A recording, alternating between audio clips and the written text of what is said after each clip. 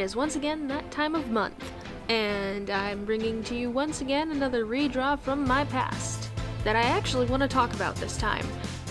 The first thing I want to say about it is, you know how, like 2 speed paints ago, I said I didn't want to do another detailed drawing because that drawing background took me a long ass time? So about that.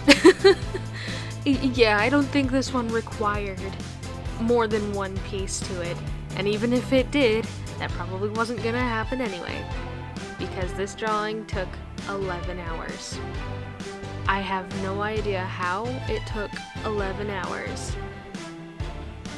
but in total it took me 11 hours. And that's with the complications I had in the way, but that's a story for another day. Anyway, so for this piece, I really wanted to go the more creepy route. I deviated a bit from my normal style because I wanted to make it not realistic per se, but I definitely wanted to render it out because I had an idea for the thumbnail. Yes, believe it or not, the thing that made me decide on what style I wanted to go for this entire drawing was a stupid thumbnail, which, if you clicked on this video after seeing the thumbnail, you know exactly what thumbnail it is I'm talking about. And even that, after I knew what I wanted, was also improvised, so I can't hold up to my own standards.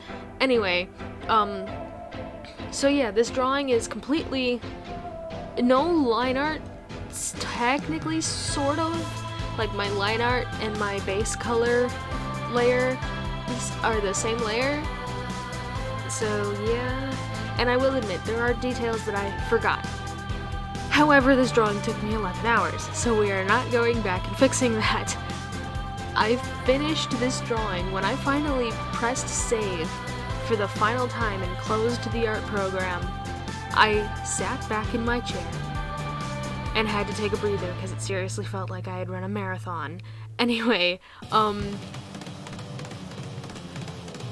also this isn't supposed to be like, oh, FNAF lore, because this drawing was made when Five Nights at Freddy's 4 was the last game out, and Five Nights at Freddy's 5 had a commercial, or had an ad for it, had a teaser, and that was it.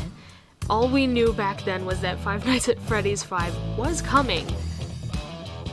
So this was just a fun little thing I did as a kid, and Springtrap has just remained one of my favorite characters. I know, bad taste, but whatever. So I decided to redraw this one. I debated saving this one for October because it is supposed to be more spooky, but I have another drawing already set out for Halloween. So we'll see how that goes about when that goes about. In the meantime, however, this process was not exactly easy. I was experimenting around with some of this on my iPad where I originally drew the sketch for this drawing, and just doing the face alone took me an hour. Not a big deal. It felt like a waste of time at the time, but I was happy I did it because I figured out how I wanted to do this. And I was really happy with how it was coming out, so I was like, I'm gonna move this over to my computer, start recording, make sure I have all of the brushes that I want to use, and just go. Yes, a lot of this drawing is also improvised, however, I think it worked out in my favor. And, I don't know, I just wanted to take a more professional approach with this one, because this felt like, I don't know why, but this felt like an important drawing to me. And speaking of important things, I'm not gonna get into too much detail about it right now, but I have a plan. And I'm seriously hoping said plan works out, but again, until it does, it's kind of being kept close to the chest right now, and maybe one day I'll talk about it a little bit more. But in the meantime, I would love to, there's no reason to do this, but I really want to thank June from Ginger Ninja OWO for making videos, because literally I was watching their speed paint playlist pretty much throughout the entire process of me making this video, and man, I've never been more thankful to a YouTuber in my life, because if I hadn't had something to listen to while I was making this video, I was probably gonna go insane. And so I kind of owe them, and they don't know it because they don't know who I am, and that's fine. That's perfectly fine. Nobody tag them. Nobody's gonna see this video anyway, but still, if you do and you know who Ginger Ninja OWO is, don't. Just leave it alone. I will repay them for my gratitude another way, some other time. In the meantime, I keep saying that, so going back to talking about the drawing itself, when it came to a lot of the rendering, I knew that a lot of the details that I was rendering weren't going to be necessarily visible in the final piece, but in order to really conceptualize my thoughts, I had to render the entire endoskeleton. I had to render out the entire inside of the animatronic in order to just have the parts that are visible. Was it a lot of extra work? Yeah, but I think it overall made the whole drawing come together better. And again, there are details that I forgot, I will admit that, but again, I'm not going back to this drawing anytime soon. So, that's why a lot of times throughout this entire video, you see me turning off certain sketch layers and turning them back on, and even why I have the paint splotches for Springtrap at first and decide to carry that through for the other two characters, because it was a nice resource. It was nice to just be able to have those palettes to go back to whenever I needed to. So that worked out in my favor. And I will admit that at the very end of this drawing, there is a beam of light shining down on William Afton and Springtrap, and that was intentional. However, I don't like it because I'm not good at light beams. But whatever, I feel like I'm better at them now than I was when I drew Marvin the Magnificent a year ago. So, hey, I guess that counts for something, am I right?